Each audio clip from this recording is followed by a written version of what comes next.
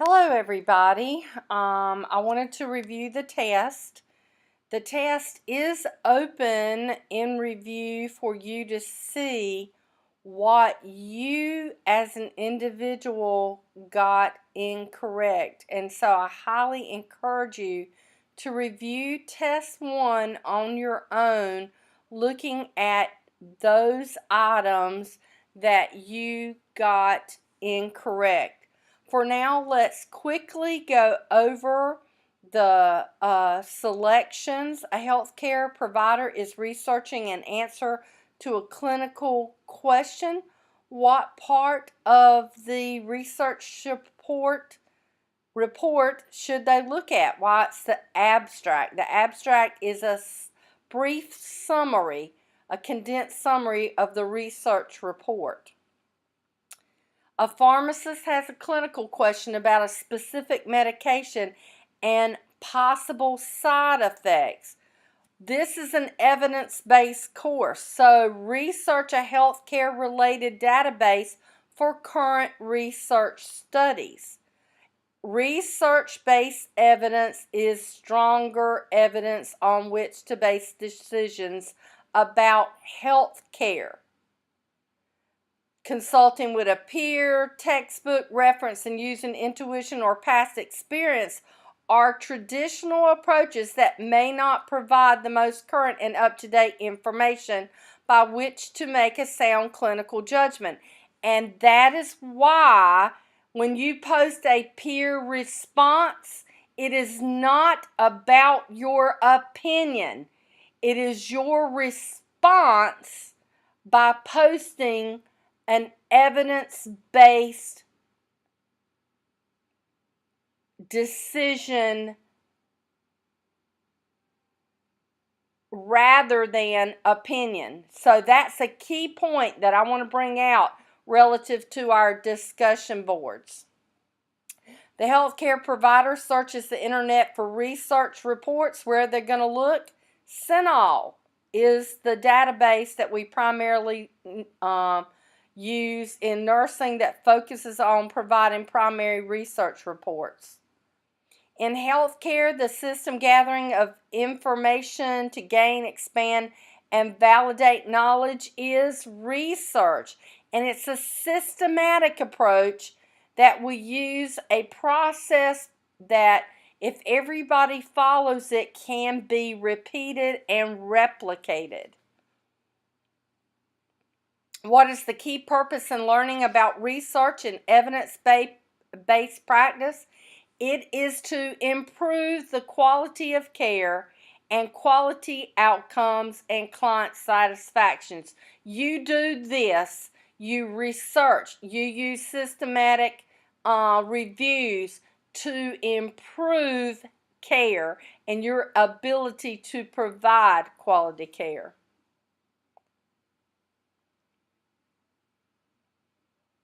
Which of the following examples is an example of research utilization? Are you getting the theme here? It's evidence-based findings in practice, incorporating what we research into practice. So you should see a thread here. This is what you are learning about, learning to do, and will implement in this course.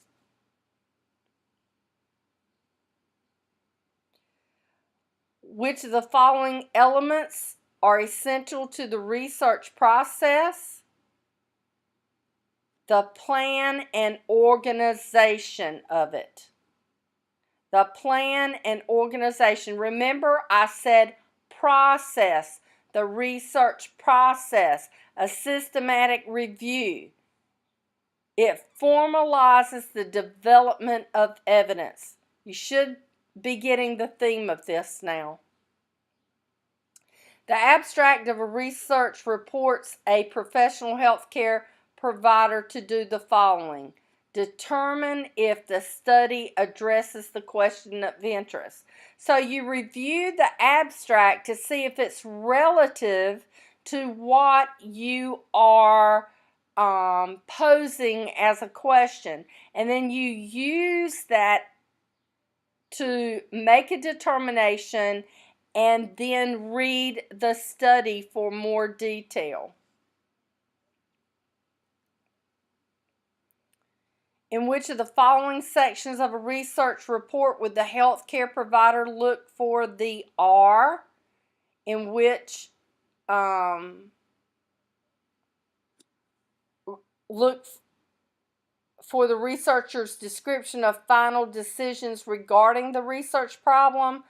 That is in the conclusion. The conclusion specifically describes or discusses the researcher's final decisions and determinations. It also poses new questions. The aspects of a study that create uncertainty concerning the meaning that can be derived from the study are referred to as limitations. Limitations have to be disclosed because they are the constraints or limits to what is being reported. So if your sample size was small, if your objective definition of something was misunderstood, you have to disclose your limitations because it determines for others the generalizability specific to what they're researching.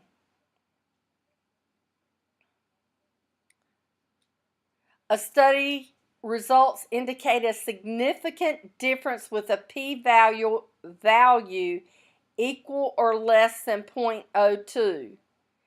What is the meaning? It means that the results would occur 2 out of 100 times. And by the way, that would mean that it had a 98% confidence interval. Healthcare provider is interested in finding a description of the study participants to determine if they are similar to patients he or she is caring for and has a clinical question. Where in the report would you find this information? The methods.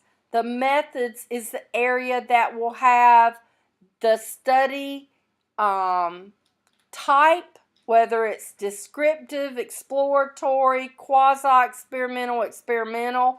It'll have your sampling frame, and it will describe your instruments. It discusses who is in the study, how the information collected, and what, if any, interventions there were. Which is the most likely to be used to describe the subset group of interest in a research study, and that is a sample. Remember, the sample is derived from the population. The population would be everybody in a demographic profile, and you are taking a sample out, or a subset of the population. Which of the following is the purpose of including recommendations to describe the possibilities for further studies? So, recommendations, possible future studies, language. Even if you didn't know the answer, if you read the question correctly, you would know that recommendations provide the reader for possible future studies. In the results section of the paper, the investigator described the themes generated from the data. Well, when you're describing the themes, it's qualitative. Themes are normative data. The healthcare provider has defined a clinical problem and developed a hypothesis for a research study. What is the next step?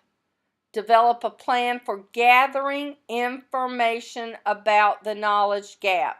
The second step is to develop a detailed plan for gathering information to address identified knowledge gap. The typical research process follows 5 steps. The third step is implementing the study. So the 5 steps of the research process are to define, describe the knowledge gap, develop a detailed plan, implement the study, analyze the data, and disseminate the findings. Those are the 5 steps. Which is the most important consideration affecting the development of a detailed research plan? The subject's safety and rights. That's the ethics of a study.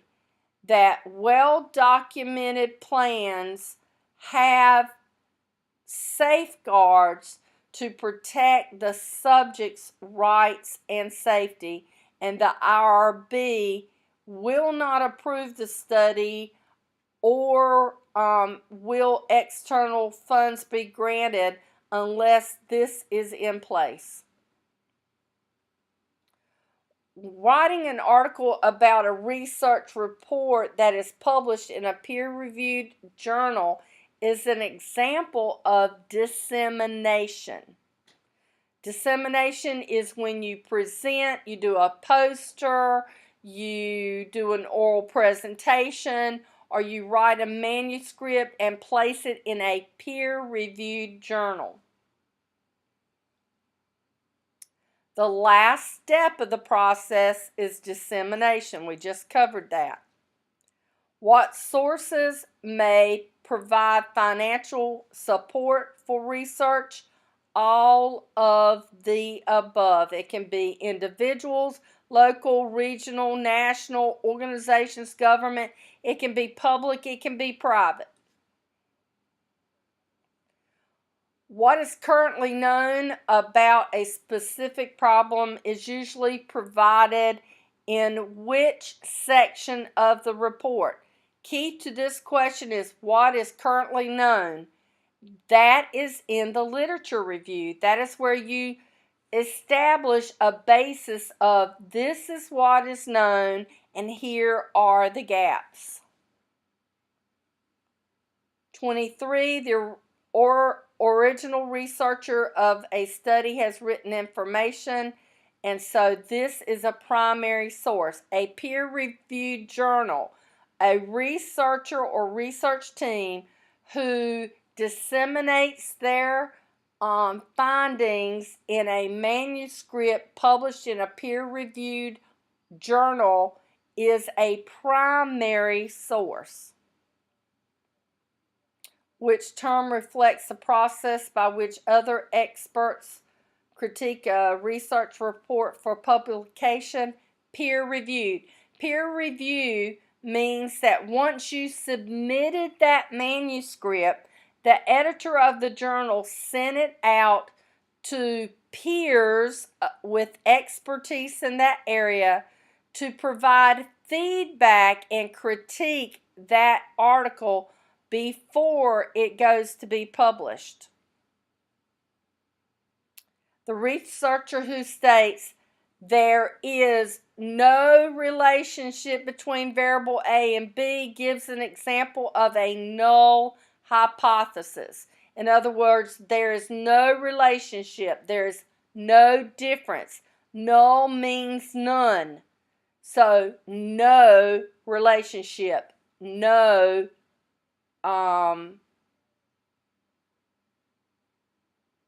relationship. Which is a potential problem with the background in literature review, using articles that are more than 5 years old. So in your discussion board, if you use some articles that were 25 years old, that's why you were deducted. Now, if it was 7, I didn't deduct very much. But when you give me a 25-year-old article, I am going to deduct because we must use recent research. Which component of a research study is specific and measurable? The hypothesis. The hypothesis is a statement. It is not a question. A research question is a question. A hypothesis takes that question, turns it into a statement that lays down a foundation for something that is testable and measurable. Which section provides a description of how the variables have been studied in the past? The literature review. What has been done in the past? 5 years ago, 3 years ago. Seldom do we go 25 years back because things have changed in 25 years relative to practice. The detailed plan for addressing the problem or gap in knowledge is documented in which section? The plan is the method. Remember, who are you looking at? How are you looking at them? How are you collecting data? Where are you collecting data? How are you going to analyze that data? It's the method section. Analysis is the fourth step of the process, and it's reflected in which section of the report. The fourth step of analysis interpretation is reflected in both results and conclusion section. But as you notice, results section was not an option. So the second best response is conclusions. It certainly is not going to be in methods, intro, or background because you have to provide what kinds of tests did you do? Did you do a t-test? Did you do a logistical regression? Did you do a standard mean? Did you do descriptive statistics only providing frequencies? In a research report, which section would the healthcare provider most likely encounter the statement 42 single women with one child between the ages 1 month and 5 years who worked a minimum of 30 hours per week were randomly assigned to the intervention or control group? Number 1, that tells you who your sample size is. It tells you how they were assigned. So that tells you about the process of research, and we know the process of research goes in the methods section. The healthcare provider is planning to conduct a study of positioning pads, effectiveness of MRI images, and patient comfort. Mixed methods because you're using both quantitative and qualitative. What is the qualitative piece here? It's comfort, because comfort is a subjective response of the patient. I am comfortable, I hurt, that is subjective, that is qualitative. The healthcare provider is writing a research report and organizing recurrent phrases, words, and ideas. Phrases, words, and ideas is nominal data. Nominal data names something. Colors, feelings, experiences. It names something. Nominal data is qualitative, and results in themes. Preliminary findings underscore the need to explore ethical issues in the area of genetic counseling. Just that word alone, preliminary findings underscore the need to explore, gives you the answer, implications for future research. It is what you infer needs to be done in the future. When considering a possible research problem, which ideas may be taken for granted without testing? Those things that are taken for granted, those things that are considered common knowledge, are known as assumptions. They are viewed as a truth that does not require explicit testing. If you don't understand assumptions, read more about it in your book. When there is not enough information available from a previous research to support a theory or provide an evidence of a relationship, then researchers must realize that they cannot make predictions or manipulate variables. That is when you go to a lower level of study. If you don't have proof, then you cannot be manipulating variables. You have to establish foundational knowledge.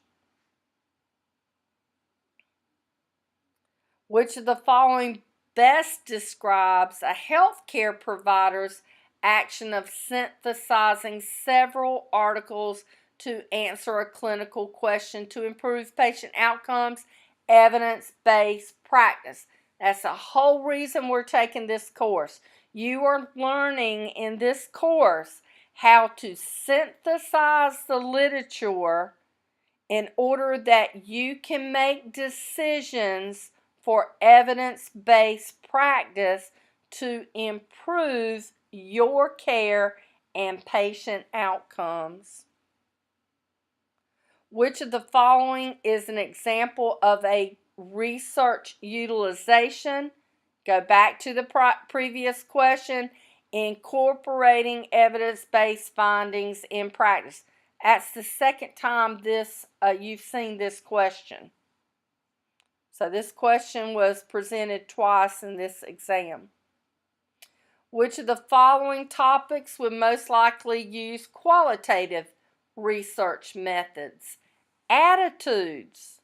Attitudes are measured qualitatively because they're not a 1, 2, 3, 4. They cannot be added, subtracted, multiplied, or divided.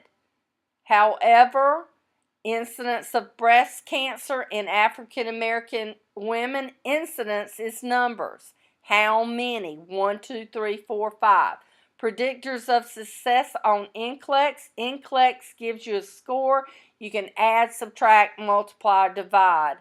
Maternal birth weight or maternal diabetes on birth weight of preterm babies. Preterm babies' birth weights can be added, multiplied, or divided. That's scale data. That's inferential data. Attitudes is nominal. It names something and therefore is qualitative. Which provides a description of the proposed relationship among the abstract components that are part of the research problem. The conceptual framework sets up the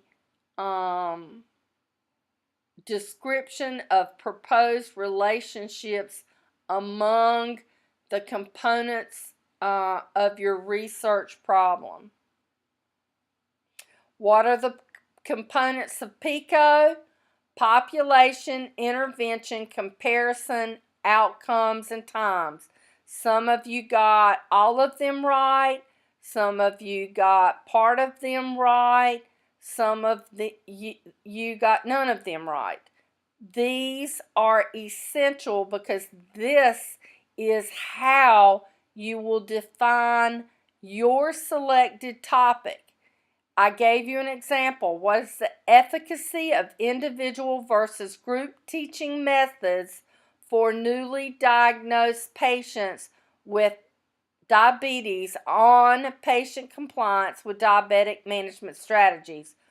Well, what is the population? The population is adolescents diagnosed with diabetes. What is the intervention? The intervention is the teaching methods, specifically individual teaching methods. What is the comparison? Group teaching methods. What is the outcome? Patient compliance with diabetic management strategies. What is the time? Newly diagnosed through given time for diabetic management. So you will take your topic that you as a team have decided upon.